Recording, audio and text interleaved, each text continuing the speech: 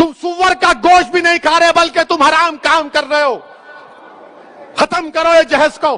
क्या लेके जाओगे खबर में? हैदराबाद की, दखन की तारीख भरी पड़ी है, महलात हैं बादशाहों के, उनके मकबरे पर आज फूल डालने वाला कोई नहीं है। क्या लेके जाओगे तुम किसी बच्ची पर जुल्म करके? कितनी दौलत तुमको चाहिए? जुल्म करे उस बच्ची पर, तकलीफ होती है, शर्मिंदगी होती है।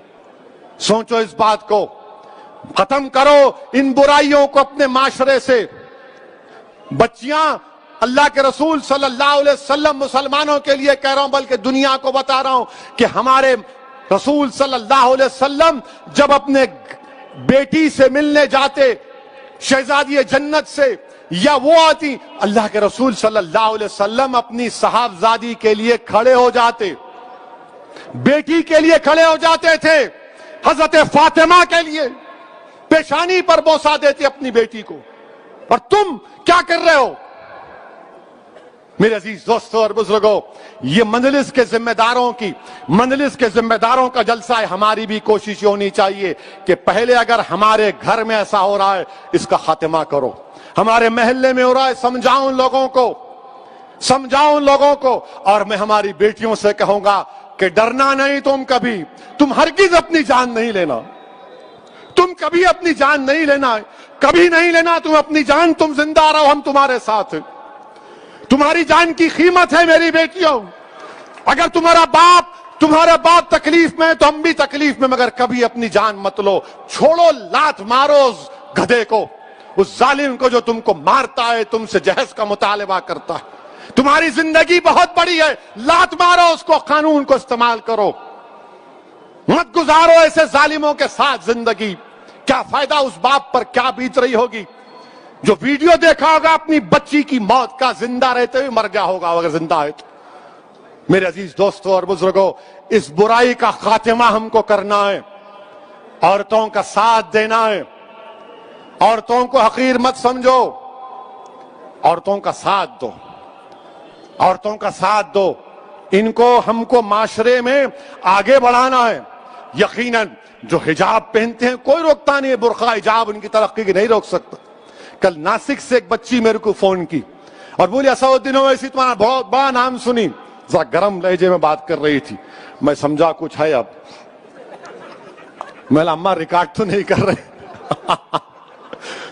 तो बोले नहीं बात करना है। मैं बोलो। बोले मेरे को हैदराबाद के एरोनॉटिकल यहाँ स्कूल है, उसमें मेरे को पायलट की ट्रेनिंग हासिल करना है। मैं उसके इम्तिहानात पास कर ली, मेरी फीस 20 लाख है, आप क्या मदद कर सकते?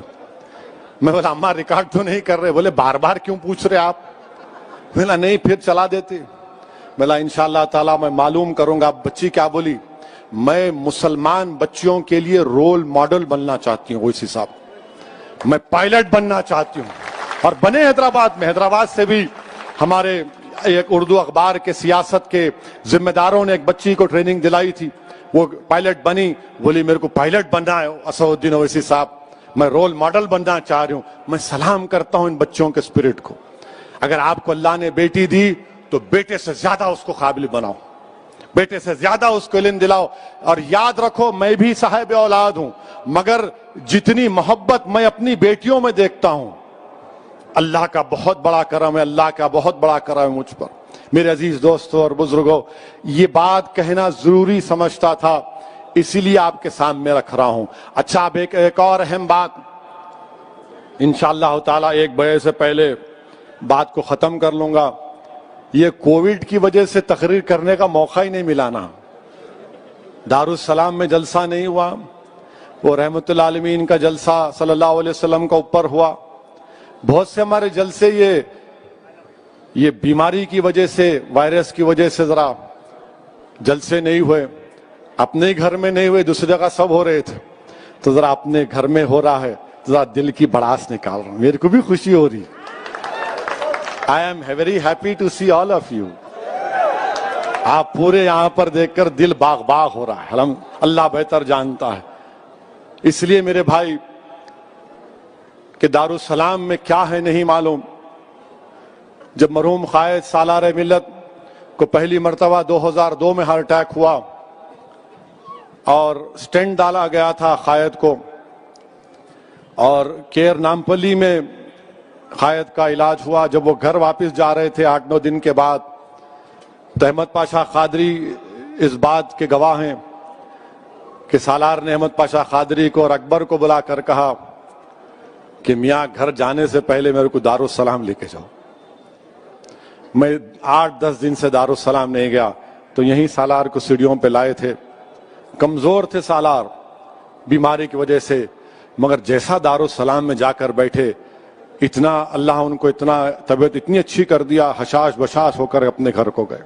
تو ہمارے لیے یہ دارالسلام ہمارے لیے بڑی ایک عظمت کی جگہ ہے, ایک مبارک جگہ ہے. اور مجھے یقین ہے کہ نہیں معلوم میرے زندگی کا سفر کب ختم ہوگا, کس مقام پر ختم ہوگا, یا میری لاش بھی ملے گی یا نہیں ملے گی مجھے نہیں معلوم. اگر زندہ رہا اور یہاں سے گیا جسم کے ساتھ, تو انشاءاللہ تمہارے کندھوں پر ہی جاؤں گا, اور تمہاری دعائے مغفرت کا طلبگار ابھی بھی ہوں اور جب بھی رہوں گا. بہرحال میرے عزیز دوستوں اور بزرگوں, ایک بڑے عرصے کے بعد دارالسلام کی سرزمین پر یہ جلسہ ہو رہا ہے, اور الحمدللہ احیاء مجلس اتحاد المسلمین کا جلسہ ہو رہا ہے. میرے عزیز دوستوں, نریندر مودی کی حکومت نے ایک نیا قانون بنایا, آئی ٹی رولز. یعنی اب آپ واٹس ایپ کرتے نا پورے, کتنے لوگ کرتے, ہاتھوں اٹھاؤ.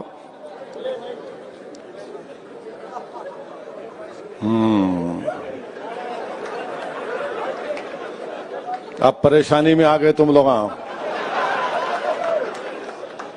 اب واٹس ایپ آپ جو کرتے نا, اب مثال کے طور پر ایک واٹس ایپ آپ کو کسی عرب ممالک سے آیا, اس میں لکھا ہوا ہے کہ ایک عرب کہہ رہا ہے حبیبی, مانے مودی کو کہہ رہا ہے حبیبی, 8 روپے کی چیز تو 80 میں بیچتا ہے. تو مودی جی بولے it is business Brother, this is business, یہ بزنس ہے. اب وہ آ گیا آپ کو چندرائن گٹا میں بارکس میں آ گیا. اب وہ بیچارہ دیکھ کے بولا پورے عربوں کا علاقہ ہے, یمنیوں کا غیور قوم ہے وہ, تو انہوں کیا کرے واٹس ایپ کو فارورڈ کر دیے. ایک ہو گیا. دوسرا, آپ گھر کو جا رہے دارالسلام سے نکل کے, ہم کو بھی آتا, واٹس ایپ آیا, ذرا آتے آتے کوتمیر کا کٹا لا لو,